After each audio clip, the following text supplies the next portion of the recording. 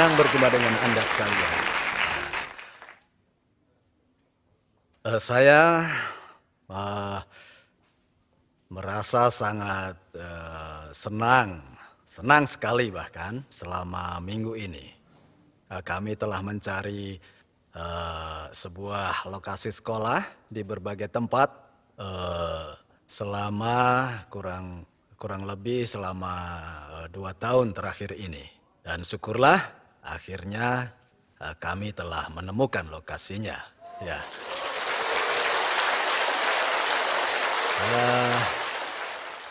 Saya tidak akan membuat Anda belajar terlalu banyak. Saya hanya akan memperbolehkan mereka yang terlahir sebagai seorang terpelajar dan betul-betul menikmati proses belajar untuk fokus dalam meneliti. Bagi mereka yang tidak terlalu mempunyai bakat akademis, maka akan ada banyak program menarik lainnya untuk mereka. Saya memegang teguh kepercayaan pada filosofi bahwa kita perlu mengedukasi anak-anak untuk melakukan hal yang benar. Hati saya merasa hancur ketika mengetahui anak-anak ada yang bunuh diri. Ketika anak-anak muda tidak mampu menanggung hidup mereka sendiri, bagaimana mungkin kita berharap mereka peduli pada komunitas mereka, apalagi pada negara mereka. Bahkan untuk hidup mereka saja mereka tidak semangat. Anak-anak kita sangat lemah untuk menopang hidup mereka sendiri.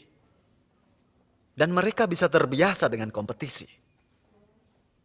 Realitanya orang-orang kooperatif lebih mungkin untuk dipekerjakan dibandingkan mereka yang kompetitif.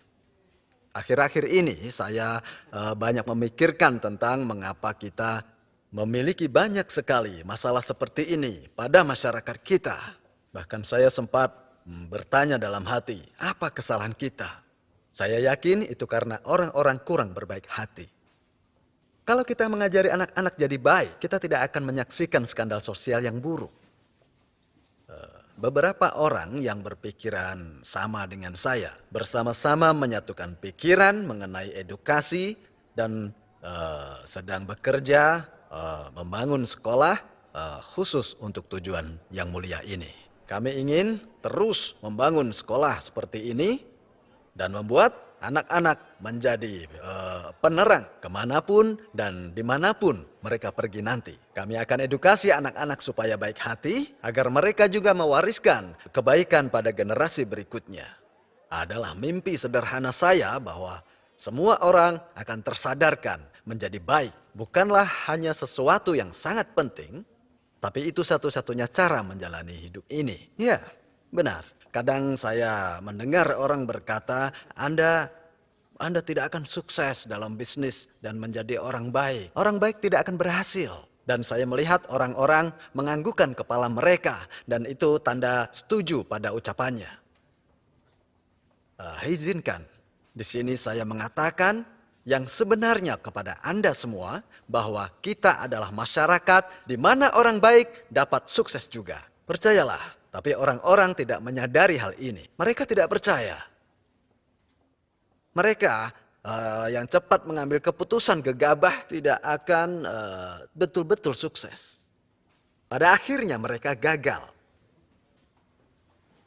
Nah, hadirin, moto dari perusahaan kami adalah kejujuran dan kebaikan adalah kebijakan terbaik. Untuk selalu jujur dan berbuat baik adalah strategi yang paling baik. Seperti kata pepatah yang berbunyi, pikirkanlah tentang kebenaran saat memandang keuntungan. Anda betul-betul harus mengetahui apabila potensi keuntungan Anda benar. Bagaimana dengan keuntungan Anda yang tidak benar? Anda tidak boleh mengambil keuntungan yang tidak benar, tentunya tidak boleh. Baik hati sebagai tambahannya. Menjadi orang baik adalah untuk mempedulikan orang lain. Anda harus memperhatikan orang lain. Itu bisa membuat orang mulia. Itulah bagaimana Anda menjadi orang yang betul-betul terhormat, menjadi orang yang besar. Orang yang hanya memikirkan diri mereka sendiri ya, dan hanya punya sedikit kepedulian pada orang, pada akhirnya tidak akan sukses. Seringkali kita bertemu dengan orang yang tidak punya kerendahan hati. Dan moto kami yang keempat adalah melayani dengan kerendahan hati. Segala kesuksesan akan lengkap jika diikuti dengan kerendahan hati. Kesuksesan tidak akan bertahan jika tidak punya kerendahan hati. Maka jadilah pebisnis dengan moral yang lengkap, yaitu kerendahan hati. Sesuai dengan kebaikan dalam kejujuran, dan kebaikan adalah kebijakan terbaik. Saya ulangi sekali lagi bahwa mempedulikan orang adalah hal yang perlu dilakukan. Saya sangat ingin Anda semua untuk bisa mewujudkan semangat, kejujuran, dan kebaikan di tahun ini. Tahukah Anda bahwa Atomy akan ditampilkan secara besar-besaran pada salah satu media publikasi pemasaran jaringan di Tiongkok. Saya sangat senang dan terkejut setelah membacanya. Terjemahan dari artikel yang ditulis secara mengesankan ini.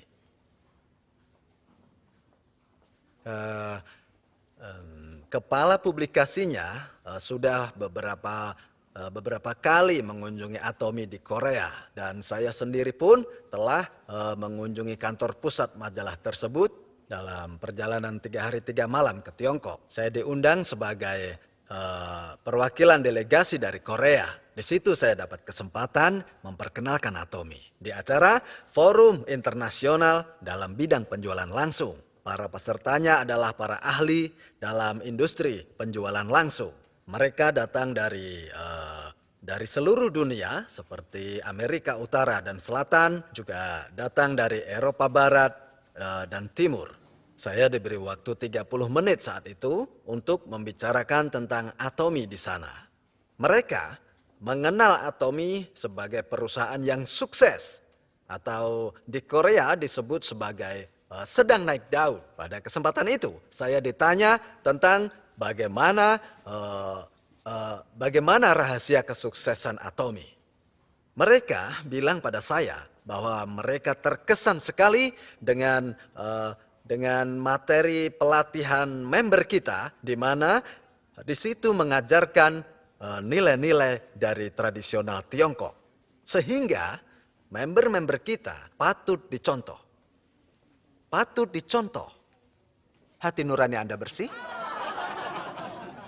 Dikutip dari majalah tersebut bahwa member Atomy patut dicontoh kehidupannya. Itulah kunci kesuksesan mereka.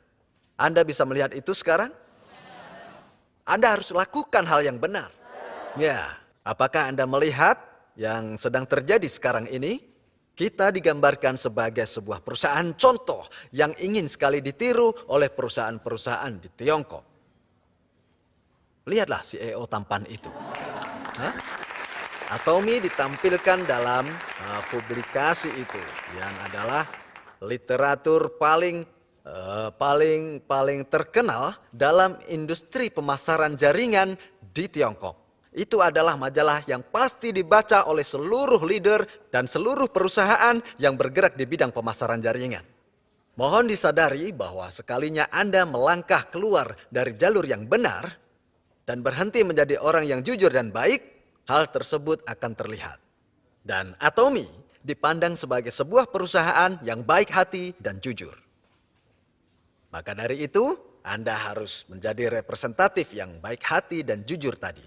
Menjadi yang baik hati dan jujur itu sebenarnya sangat mudah. Hadirin, mohon jangan takut untuk mengalami beberapa kerugian saat Anda menjalani sebuah bisnis. Saya rasa jarang sekali untuk dapat menuai 100% hasil dari usaha Anda, apapun yang Anda lakukan. Dalam menjalani bisnis, Anda akan berhadapan dengan gangguan, hambatan, dan juga pembuat onar, ya kan? Anda pernah mengalaminya? Ya, tentu. Jadi tolong persiapkan diri Anda untuk menjadi orang seperti ini. Ingat, bukankah kita semua terkadang mendapatkan surat tilang? Contohnya saat Anda parkir. Anda parkir di tempat yang salah, dan tiba-tiba saat Anda datang, Anda menemukan surat tilang di wiper mobil Anda. Kebanyakan orang akan marah dan kesal mendapati hal seperti itu. Tapi saya tidak pernah mengalami itu. Kenapa? Karena saya sudah mempersiapkan diri. Jadi saat pertama saya membeli mobil, saya sudah memperhitungkan kemungkinan untuk mendapatkan surat tilang dan memasukkan biaya tersebut dalam biaya pengeluaran untuk mobil saya seumur hidup. Sehingga saya tidak merasa kesal untuk membayar denda tilang tersebut. Karena saya sudah hitung biaya pengeluarannya. Tidak ada salahnya mempersiapkan kerugian yang belum terjadi. Misalnya mengebut. Seringkali kita tidak sengaja mempercepat laju kendaraan saat kita sedang mengemudi. Iya kan? Dan tiba-tiba tertangkap dan kita ditilang. Kesal sekali kan rasanya? Apa yang mesti diributkan? Jika Anda sudah mempersiapkan diri untuk kemungkinan-kemungkinan ditilang seperti itu, pasti Anda tidak akan merasa kesal. Anda tidak akan sekesal itu. Justru sebaliknya. Wah, tahun ini aku belum mendapat surat tilang satupun. Beruntung sekali. Hal yang serupa berlaku dalam bekerja. Anda pasti akan bertemu dengan pembuat onar dan juga pengacau. Anda akan berhadapan dengan berbagai macam orang yang menjengkelkan Anda. Pasti itu. Tapi kebanyakan orang berpikir bahwa tidak harus berhadapan dengan hal-hal konyol itu. Sehingga saat terjadi situasi seperti itu, mereka tidak bisa menahan amarah mereka. Anda harus punya pola pikir seperti ini. Kompensasi Anda adalah hadiah sikap Anda dalam pernah mengalami, melihat, dan mengatasi hal tersebut. Atau kompensasi Anda adalah sebagai hadiah telah menghadapi hal konyol. Kebanyakan orang pernah mengalami dan melihat, namun tidak berhasil mengatasi hal tersebut. Anda harus terjun langsung mengatasinya. Dunia ini penuh dengan orang yang tidak masuk akal. Anda harus berpikir, wah, saya sudah melakukan hal yang benar. Organisasi saya sudah cukup besar, sehingga bisa menampung orang-orang yang mampu mengatasi hal tersebut. Ada cara untuk menghindar dari orang yang tidak masuk akal tersebut. Jangan biarkan downline Anda berkembang. Organisasi jangan berkembang. Sehingga Anda tidak berhadapan dengan orang-orang konyol itu. Karena saat organisasi besar, berbagai orang akan datang pada Anda, termasuk beberapa orang yang tidak masuk akal tadi. Jika Anda sudah mampu menjaga tingkat kesabaran Anda akan dihadiahi dengan kompensasi atau hadiah karena Anda mampu mengatasi hal konyol. Dan saya doakan Anda semua bisa mendapat banyak hadiah. Saya akhiri sampai di sini. Terima kasih.